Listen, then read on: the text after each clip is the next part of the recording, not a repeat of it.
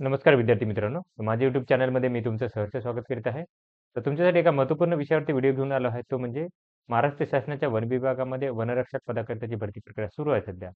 त्याच्यामध्ये कोल्हापूर वनवृत्तामध्ये 27 तारखेला उशिरा 11, 11:30 वाजता काय केलं की त्यांनी मेरिट लिस्ट म्हणजे ज्याच्यामध्ये काय केलं होतं की त्यांनी लेखी परीक्षा तसेच ग्राउंड आहे याचे मार्क लावलेले आहेत. मार्क लावलेले आहेत त्याच्यामध्ये त्याच्यामध्ये पाहाल तर ऑलमोस्ट 58 विद्यार्थ्यांना काय आहेत की आउट ऑफ मार्क आहेत. काँग्रॅच्युलेशन त्यांना पहिलं तर.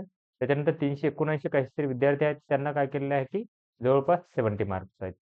आता हे झाल्यानंतर ना विद्यार्थ्यांचे काल सकाळपासूनच मला काय काय केलं की फोन येत होते.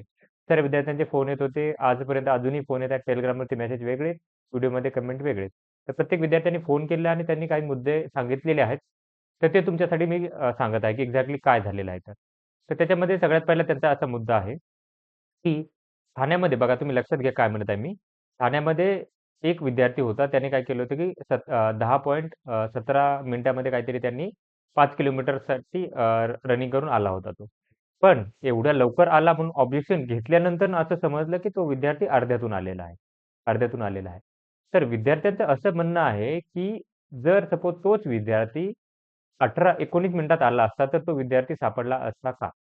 हा प्रश्न आहे. विद्यार्थी म्हणजे सिस्टम एवढी कारण की तुम्ही जर बघाल ती Telegramवरती सगळीकडे ती शीट आहे जी काय केली त्या विद्यार्थ्याची 17 point something 17 point sorry 10.17 minute त्यांनी काय केलं की रेकॉर्ड केलेलं आहे.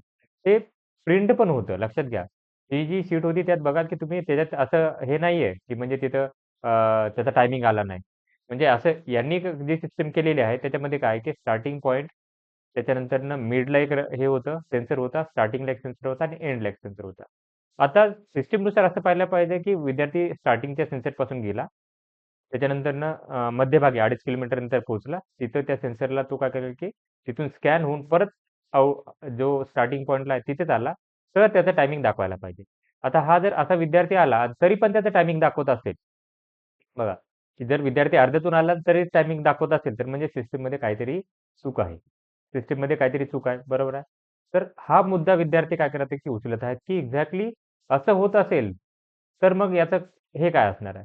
कारण विद्यार्थी असं म्हणत आहेत, की आता विद्यार्थ्यांचं मागणी अशी आहे, की काय करा, की तुम्ही आम्हाला स्टार्टिंग विद्यार्थी एखादा आहे 9 वाजता त्याने रनिंग सुरू केली. अर्ध्या पॉइंटला किती वाजता पोहोचला आणि परत रिटर्न किती वाजता आला. तर हा जो डेटा आहे तुमच्याकडे असणार आहे. वन विभागाकडे हा डेटा असणार आहे. तर त्यांनी काय करायचं तो प्रसिद्ध करावा. कारण की यांनी काय केलं होतं, की 27 तारखेलाच रनिंग झाली होती आणि 27 तारखेलाच रात्री काय केलं होतं, की ही शीट लावली होती. तर त्यांनी माझ्या मते तरी त्यांनी ना व्हिडिओ रेकॉर्डिंग जे असतील, सीसीटीव्ही फुटेज जे असतील ते चेक केले असतील, की बाकीची गोष्टी काय केली असेल. जर केली असेल तर ती काय करेल, की त्यांनी दाखवायला पाहिजे. तर हा एक मुद्दा होता. विद्यार्थ्यांचं म्हणणं होतं, की याच्या संदर्भात त्यांनी अजून क्लॅरिटी द्यायला पाहिजे. कारण की विद्यार्थ्याचे जे वेळ आहे ते काय केलं, की बदलत आहेत. विद्यार्थ्यांचे वेळ जे आहेत म्हणजे त्यांचं म्हणणं आहे असं, की काय करतं, की विद्यार्थ्यांचे जे वेळ आहेत ॲक्चुअली त्याच्यामध्ये 2-2, 3-3 मिनिटाचा फरक येत आहे. तर त्याच्यासाठी काय केलं, की विद्यार्थ्यांनी काय केलेलं आहे, की मेल करायचं सर काहीतरी करता येईल का याच्यावरती? नक्कीच करता येईल याच्यावरती तुम्हाला काय करावं लागेल, की वन विभागामध्ये जो नागपूर वनवृत्त सॉरी कोल्हापूर वनवृत्त आहे त्याचा मेल आयडी तुम्हाला दाखवतो मी आता. तर त्याच्यावरती तुमचा जो काही मुद्दा असेल तर तुम्हाला काय करेल, की त्यांना मेल करायला लागेल. कॉल करू नका. कॉलमध्ये काय होतं, की तुम्हाला तोंडी काहीतरी उत्तर दिलं जाईल, पण त्याचं तुम्हाला समाधान भेटणार नाही. तर मेल केला तरी मेलने काय होणार आहे, की तुम्हाला एक्झॅक्ट समाधान भेटेल. त्यांचे जेवढे जास्त मेल जातील, त्यांना समजेल, की ॲक्चुअली काहीतरी प्रॉब्लेम आहे.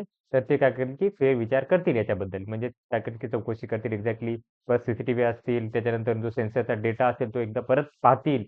तर त्या गोष्टी करतील. त्यासाठी काय करेल, की तुम्हाला एक ही जी गोष्ट होती, ते काय करेल, की मेल असेल.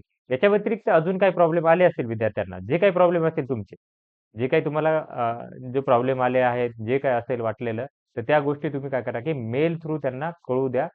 त्यांना कळाल्यानंतरच ते काय करतील, की तुम्हाला हे करतील आणि जेवढे जास्त मेल जातील, तर त्यांना की तेवढा फरक पडतो. आता ह्याचे कसं कसं असतं, की याची एक निवड समिती असते आणि निवड समितीमध्ये जे काही मेल जातील, तर ते एकदा वाचतील आणि त्याच्यानंतरनं निवड समिती काय करते, की याच्यावरती निर्णय घेते.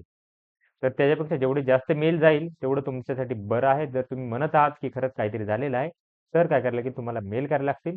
त्याच्यानंतरनं मी माझ्या साइडने काय करते, की वनमंत्र जे आहेत सुधीर मुनगंटीवार यांच्या कानावरती ही गोष्ट घातलेली आहे ऑलरेडी. अजूनही त्यांना काय केलं, की प्रयत्न करेल यासाठी, की अजून त्याच्यामध्ये अजून काही करता येईल का? म्हणजे एक्झॅक्टली काय झालं असेल, तर काय करेल, की त्याची चौकशी करता येईल का? याच्यासाठी विनंती करत आहे. ओके. तर ही माहिती होती. तर तुमच्या साइडनेही तुम्ही प्रयत्न करा. माझ्या साइडनेही मी प्रयत्न करतो.